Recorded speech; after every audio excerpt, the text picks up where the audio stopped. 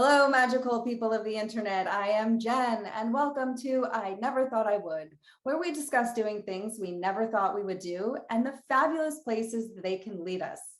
I have such an exciting guest today. She's a friend of mine. I haven't seen her in quite a few years, and I am floored at everything she's accomplished since I last saw her.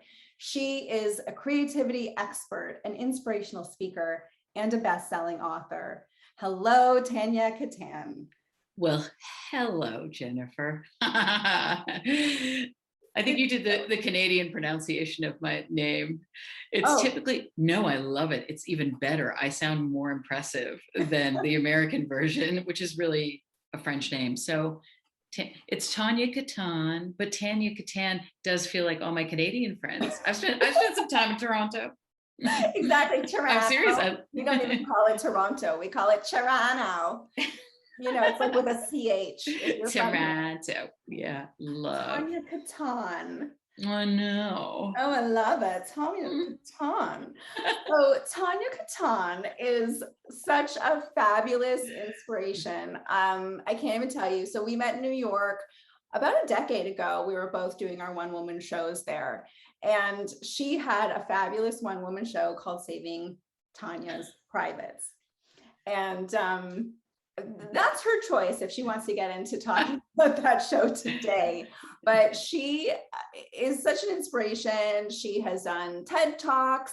She speaks all over the country. She is just fabulous. And I'm so lucky that you took the time to come here and talk to me today, to come here all the way from your home. I zoomed in. You zoomed in. A total pleasure. So just from knowing like the eclectic assortment of all the things you've done, and even just all the things you've done since I've met you, I'm sure you've done, like one or two things that you didn't think you would do. Yeah, totally. So please share what we're doing today. Yeah, well, in thinking about a thing that I never thought I would do, I think about major plot points on my journey, because I feel like every day my practice is to do something I would never do. I love to challenge myself. And so that's, the creativity expert, the part of my title means really like going into the world and seeing things that we typically miss or overlook or don't care about in wildly unique, innovative, or extraordinary ways. So, but one of the plot points I realized was me going into a technology job. That was a huge moment in my life, professional and personal, that I was like, what the hell am I doing? Because my background is in theater, as you know, and I won't talk about the content of my Saving Tanya's Privates, but let's just say it didn't work. I didn't save my privates, but I got some good reviews on the show. So anyway, you did. You won the Audience Choice Award for the show. Oh God, I forgot. Wait, that's so funny. It's this is why we're meeting, because I always forget my accomplishments, and that's something I'm actually working on, is being grateful to the moment. I totally forgot. Who knew? Yeah, anyway, that's what our friends are for, to remind us of all the things we've accomplished along the way. It takes a person to remind you of a People's Choice Award. Yes. There was a moment where I was working in at a contemporary art museum, which made a little bit of sense with my background in theater. I was creating live performance events in a museum. That kind of makes sense. And I was public speaking as a representative of the museum and bringing in literary events and all these kind of music and dance. And then a technology company saw me in the world and said, we'd like to meet with you and talk to you about technology. And I said, I don't know anything about technology. And so as part of my practice, I took the meeting, because I was also at a moment in my career where everything was working. Like Mm. all of my programs were selling out. There was a buzz. I was growing a diverse and amazing and dedicated audience. And my brain and body is like, okay, what's next? Yeah. Because how I work best is to take on a challenge and apply creative principles to solving the problem and working collaboratively. And then I'm like, next, Well, yeah, and you were comfortable. You were comfortable in your position. So it was time to get yeah. uncomfortable again. Totally, at 100%. And so I met with this technology company, and not only what I knew a little bit about, obviously I used a computer and I know technology at a high level, but they're like, we're a B2B SaaS software, and I'm like, what is SaaS? Like, I know my sister has some of that, but like, how does that relate? And I sincerely didn't know anything about the kind of software that they were selling, but they were interested in me being an evangelist. So, and I actually didn't know what an evangelist was. I didn't know all these things. And I thought, this is the weirdest thing ever. I'm 40, I think I was 42 at the time, 43 maybe. So I was in my 40s. That's crazy. You never like derail a career based on, I don't think so. My background was in the arts. I was in the arts. And I'm 40s, and I didn't have like a big 401k. Where do I go next? Oh, somewhere totally unknown. Okay, And I want to yeah, stop you for a second because you keep saying technology, a technology company. yeah, Can you be like a little more specific, because it's such a broad term, and for yeah, lay people like me and maybe some other people watching, yeah. it's so broad. So what Yeah. specifically was this company, and what did they want you to do as an evangelist? Well, so the company was a project management software for software developers, B2B SaaS, which I could see, Jennifer, you wanted to nod. No, you don't, because it's crazy. So most people and myself understood technology as sort of a means to get to human connection. This kind of technology is for technologists. So insular and like meta, and like it was just mind numbing. I thought maybe it's a program to help writers come up with more innovative ways of writing. No, no. And so so to your listeners and viewers, it really made no sense unless you knew something, unless you were a software developer, then it made Yeah. sense. And I was not interested and did not give a shizit about it. What I cared about was this weird opportunity. And at the time, it was a group of people who were like, to bring somebody like me in to even have a meeting, because one of the CEOs, he had seen me giving a talk and hosting an event, and with humor and gusto. And I knew they saw something, in some connection in what they were doing. I couldn't see it except for they seemed like a cool company that was trying to build themselves bigger than they currently were. Hmm. And I think that's always interesting to me, is to make something out of nothing, or out of just a few little kernels. So yeah, I Yeah. mean, That's that's the that, creative process, is making something that didn't exist previously. So it's totally. And only natural that you would do it, just in a well, different forum. yeah. And I mean, from like, writing plays and performing, it's like the blank page, the empty stage, what are you filling in to make it compelling enough for people to pay admission to come and see it and to be moved by it. And Yeah. so I thought, wow, if I can take all this stuff I've learned in theater and apply those principles to a software that nobody can see, like, that would be really cool. And so I accepted this position. And also, in that comfort of my old job thing, I was on an upswing. And Mhm. and so I thought, that's the best time to leave. Like, I don't want to leave a Totally. job when I'm like, oh my gosh, Tania should have left 17 years ago. Like, Ew. she's still here. Like, Yeah, it, why? it's Why? not Hawaiian shirts Fridays. Why is she wearing a Hawaiian shirt every day? She's given up on life. So yeah, that was a really big leap of faith and moment where I was just like, this doesn't make sense. It's a wonderful challenge, and I'm willing to accept it and land and find out what for. And I always have and can embrace change at any given moment. So if this experiment didn't work out, I could get another job, I could do whatever, but yeah. Well, but that's an amazing mindset. And that's actually one of the reasons I love talking to people and that I started this show of I never thought I would, because so many of us are afraid to do something that we've never done Mm, before or that we never thought we would do, because we somehow convince ourselves that if we make that decision to change, we have to be married to it. mm, And the thing is, we can try things and figure out that they're not for us. In this case, it was totally for you and it worked out in a very cool way for you. mhm, But just the mindset of, well, if it doesn't work out, I can get another job. There's something else out there in the world that is for me. mhm, And it's really hard for a lot of us, even if we're not happy in our situation, whether it's our financial situation, our work situation, our personal situation, a lot of us will stay with the familiar, mhm. Yeah, no matter how uncomfortable it is, right. because we're just so paralyzed Mhm, by the thought of, well, what if it's worse?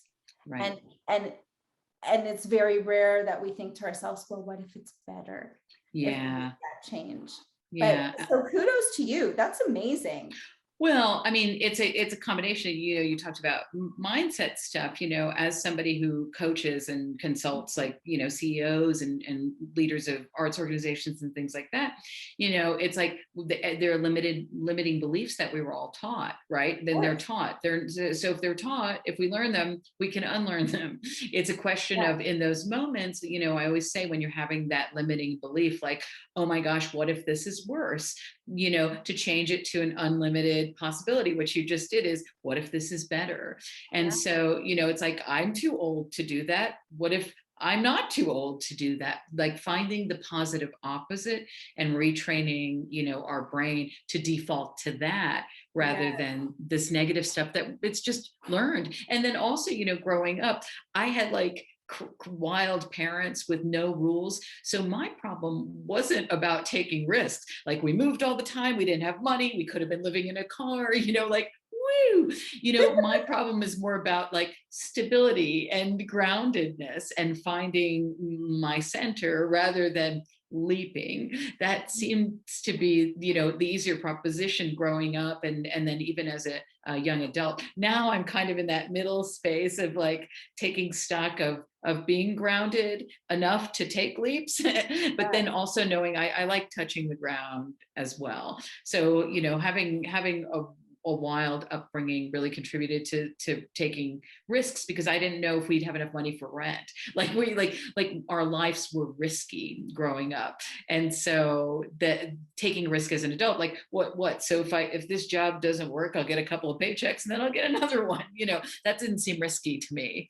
Yeah. um, in terms Yeah, of that's behavior. amazing. And it's so true how our experience as children really kind of primes us for the kind of choices we make as adults.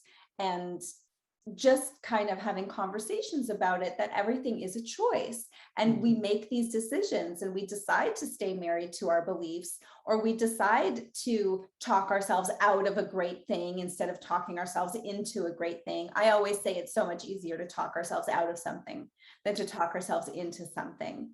And Totally. I'm very much in line with your philosophy of doing something every day that I never thought I would, or that challenges me, or that makes me uncomfortable. And I too kind of get itchy when I'm too Mm, comfortable in a yeah. position, or when I'm too comfortable somewhere, because I'm like, ooh, I'm not challenged enough. I'm not Mhm. growing enough. Mhm. So you went to work for this technology company. How long did you stay there? Well, I stayed there just shy of 2 years. Oh, that's Um, great. That's well, more than two I'm saying like that because it's sort of like because early on in my tenure at the company, I co-created something that was so huge that it really catapulted this idea. It's called It Was Never a Dress. It was a social impact campaign that I helped create about reimagining the women's bathroom symbol, that we were looking at her back this whole time. So for people listening, picture the bathroom lady. Ooh, she's got a circle for a head, a triangle for a dress, and 2 legs, and she's gonna pee. And so I thought, well, what if we're looking at her back and in front she's wearing a cape?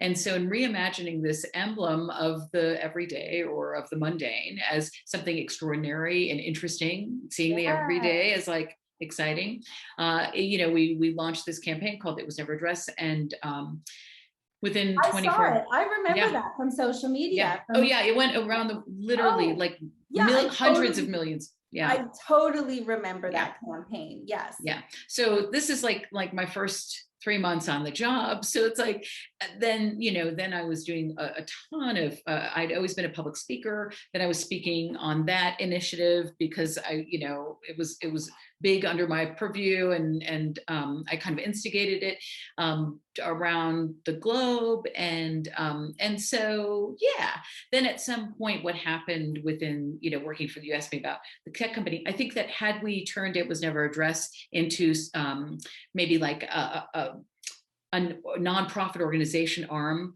from the tech company, that would have been awesome. But we didn't do anything with it. Again, I wasn't the CEO. The CEO was busy selling software. We got a lot of attention. It helped with that. And also it was an unexpected viral campaign when virality was good. And so because of that, when you do something so big right out of the gate in a job, it really it's intense in terms of like, okay, what do I focus on? So anyway, I evangelized about the software, connected to It Was Never a Dress and empowering women and non-binary folks and all of that.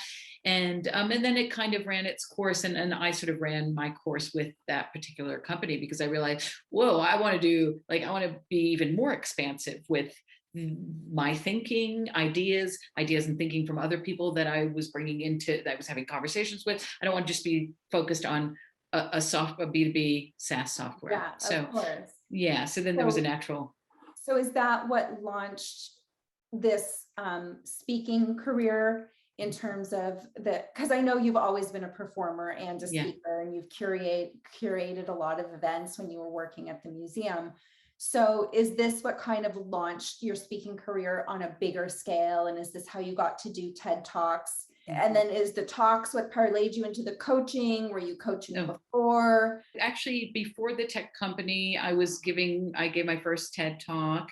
And, I've been involved in kind of a larger activist because the show Saving Tanya's Privates was about me enduring 2 rounds of breast cancer, once when I was 21 and once when I was 31.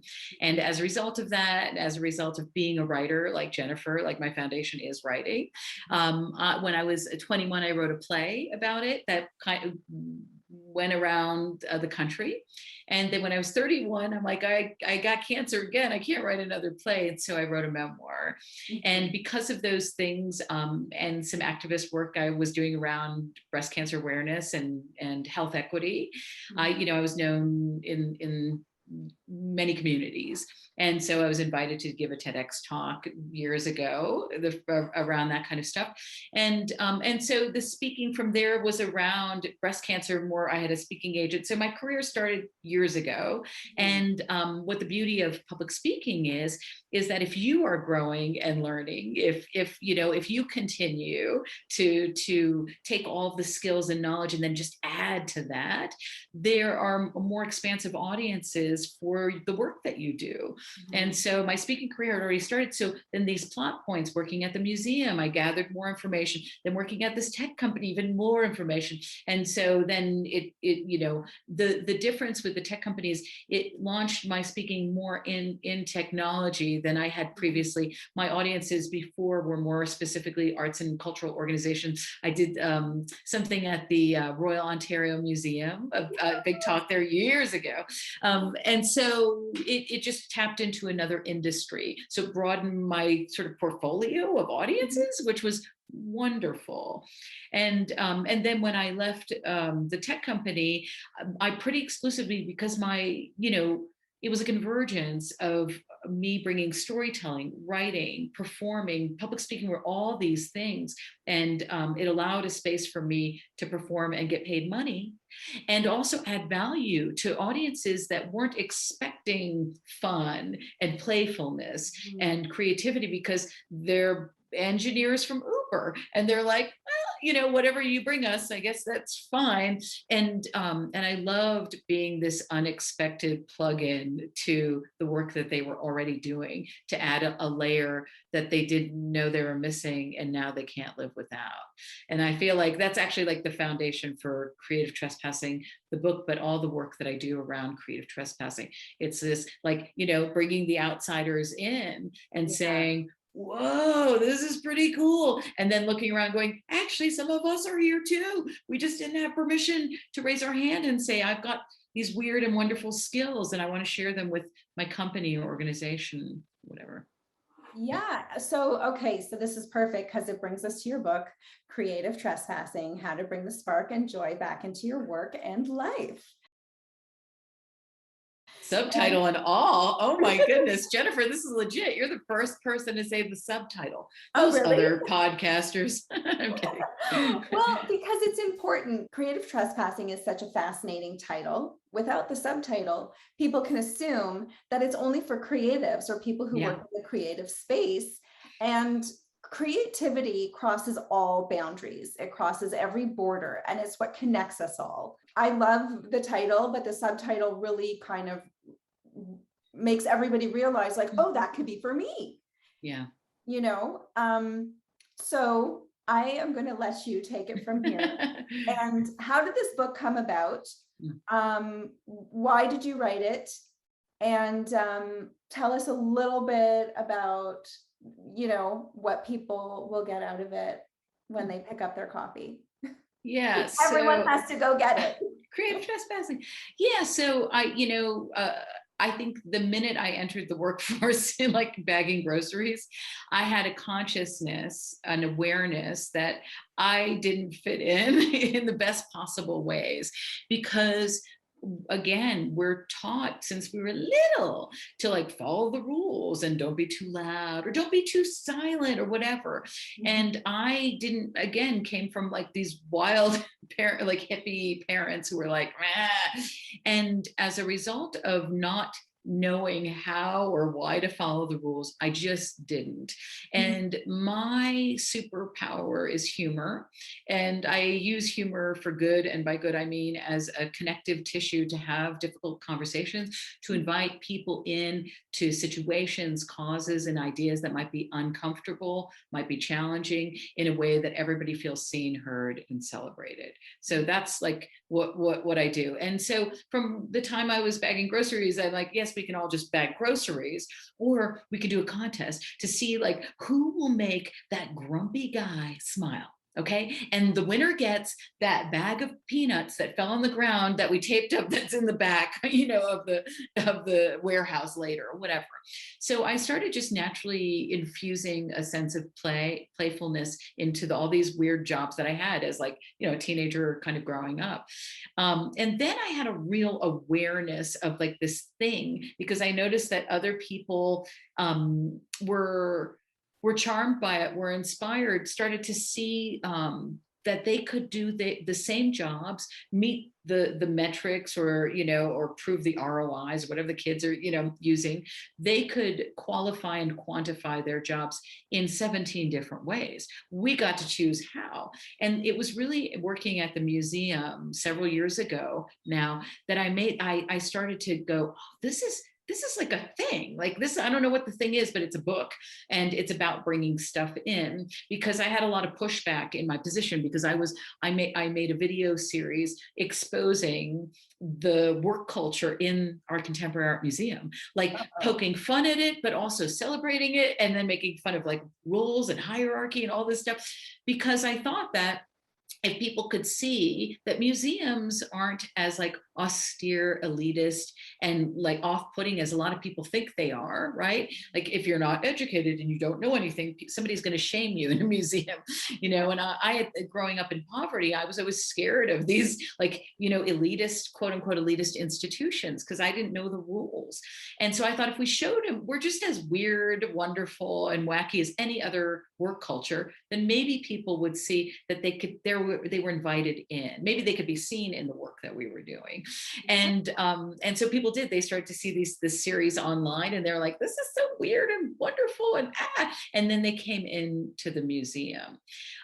So I had a consciousness of this thing that I was doing, and a few other people were doing, to move our work forward, to meet our goals, to tick the boxes, and yet it was in totally unconventional ways, but it was serving the mission and vision of the company. I'm like, this has to be something.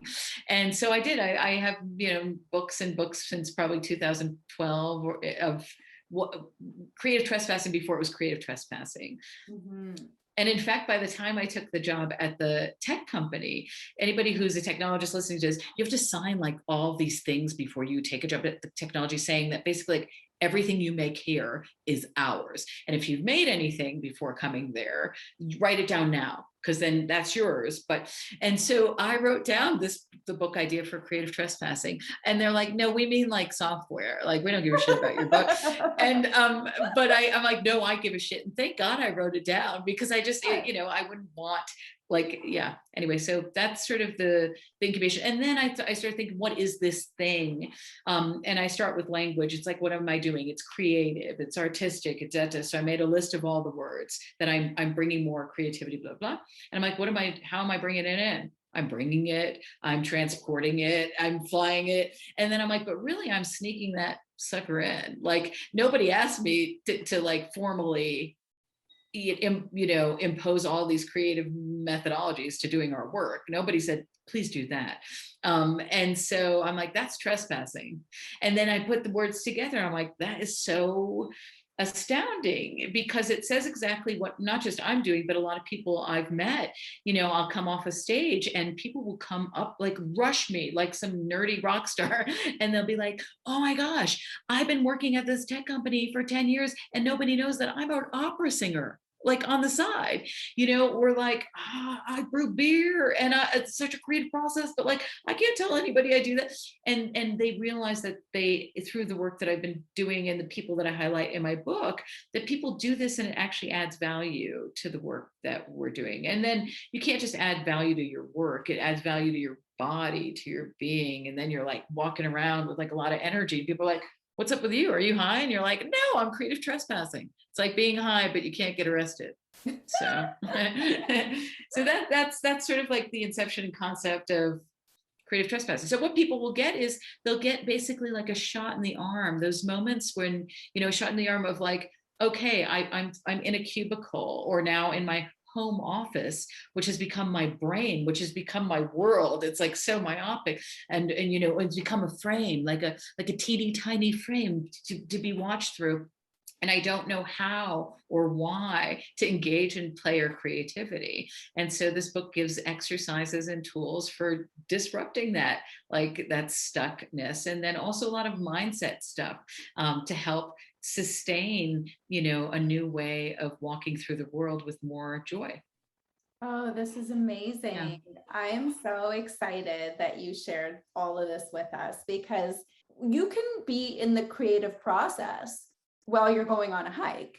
You can be in a creative process, while you're cooking dinner, like, and not that, yes, of course, cooking is a creative activity in itself, but the wheels are always turning, as long as we're doing something that's kind of feeding our soul with joy. I love that you have exercises in there, because like you said, we're told so many things as we grow up. And one of the things that we're told is like that we outgrow play. Yeah. And whoever came up with that idea? Someone who sucked at playing. Exactly. Can you give us like one example of an exercise before we Sure.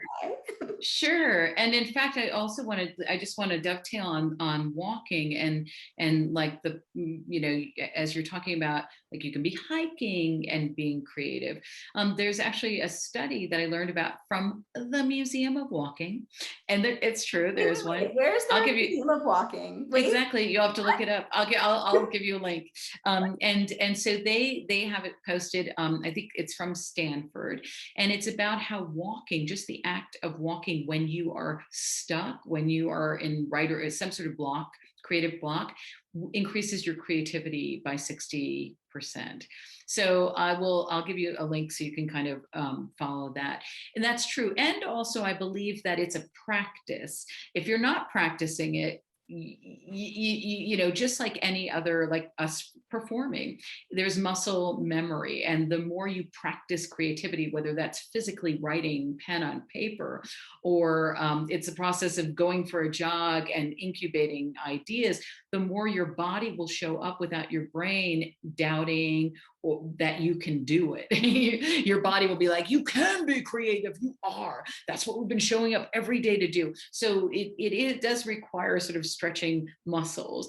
And one exercise that comes to mind quickly is something I used to do with teams at the technology company. And I do it with clients who are also in big companies, is, to come up with, like, set a timer for if you only have 10 minutes or 15 or 25 minutes, and come up with the most outlandish apps ever, like apps that you would never make or that you'd want to make or that whatever. There's something about the freedom to take a form that you don't typically work in, right? So there's no right or wrong. When you're proficient in something, you tend to be like perfectionist about it. Mm-hmm. But when you're like, I don't make apps for a living, I don't know technology, blah, blah, blah. And you know enough about, we use apps all the time, they're on our phone, right? So to come up with like the most outlandish, weird, wonderful apps you can think about and go for it. And I think I write about it in the book, and I'm trying to think which one I came up with. Airbnb, which is Airbnb meets Dungeons and Dragons. So you can have underworldly experiences all around the world, And so it's like, I've been in my grandma's basement and I'm renting out half of my bed, or whatever the thing is. But it's just hilarious. So because so many times we're so focused on solution, like we have this problem we need to solve, whether that's our family isn't, getting all the chores done, or it's within a work context and we need to meet our Q4 goals or whatever the thing is, that we forget to play. So this is an exercise. Take whatever form you're not proficient in, write a play in 5 minutes, go. And people are like, and, just give a few rules and then let people go. And I bet you $1 million actually that there might be an interesting idea or an interesting way of thinking that produces something to solve the bigger problem that you're working on outside of that moment in time.